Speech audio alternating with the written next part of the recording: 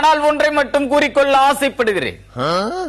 குதூகலமாக இருங்கள் என்று சொல்லிவிடப்பட்ட கோடை விடுமுறை ஒரு வழியாக முடித்து வைக்கப்பட்டது. ஆனால் வருங்கால வாக்காள பெருமக்களாகிய எம் குழந்தை செல்வங்கள் குதூகலமாக இருந்தார்களா என்றால் இல்லை, இருக்க விடவில்லை. விடுமுறை கால நீச்சல் பயிற்சி, விடுமுறை கால கணித பயிற்சி, விடுமுறை கால இந்தி பயிற்சி, நடன பயிற்சி, சங்கீத பயிற்சி, எல்லா கழுதை பயிற்சியும் நீக்கமர கற்றுக்கொண்டு வீட்டிலேயே இல்லாமல் விடுமுறையை கொண்டாடி இருக்கிறார்.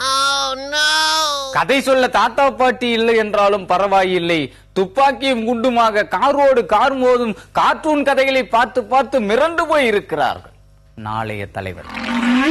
இந்த வேதனை இதோடு முடிந்து விட்டது என்று பார்த்தால், உப்பு மூட்டை தூக்கி விளையாட வேண்டிய குழந்தையின் முதுகில் அரிசி மூட்டை அளவிற்கு தயாராக இருக்கிறது புத்தக மூட்டை.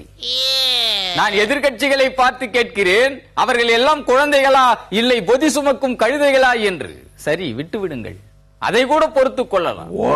ஆங்கிலம், அறிவியல், கணிதம், வரலாறு என்று அத்தனை பாடங்களையும் ஒரே ஒரு ஆசிரியர் நடத்துகின்ற ஆயிரம் ஓராசிரியர் பள்ளிகள் இருக்கும் இந்த நாட்டில் டெஸ்ட் கிரிக்கெட், 2020, ஒரு நாள் போட்டி அத்தனைக்கும் என் ஆருயிர் நண்பர் கோலி கேப்டனாக இருந்தால் என்ன தப்பு என்று கேட்டால் மூக்கின் மேல் விரலை வைத்து முறைத்து பார்க்கிறார்.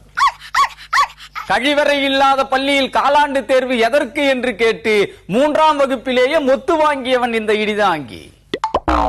இந்த முறைப்பிற்கெல்லாம் அசந்து போக மாட்டான். ஆக தேர்வு செய்யப்பட்ட வேட்பாளர்கள் சட்டமன்றம் செல்லுகிறார்கள், தேர்ச்சி பெற்ற மாணவர்கள் பள்ளிக்கூடம் செல்லுகிறார்கள்.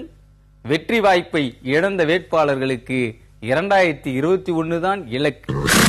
என் இனமான மாணவ சொந்தங்களுக்கு ஃபர்ஸ்ட் மிட்டம், செகண்ட் மிட்டம், காலாண்டு, அரையாண்டு, ஒவ்வொரு மாதமும் இலக்கு என்ற உண்மையை கூறி உங்கள் எல்லோரையும் எச்சரித்து விடைபெறுகிறேன். நன்றி.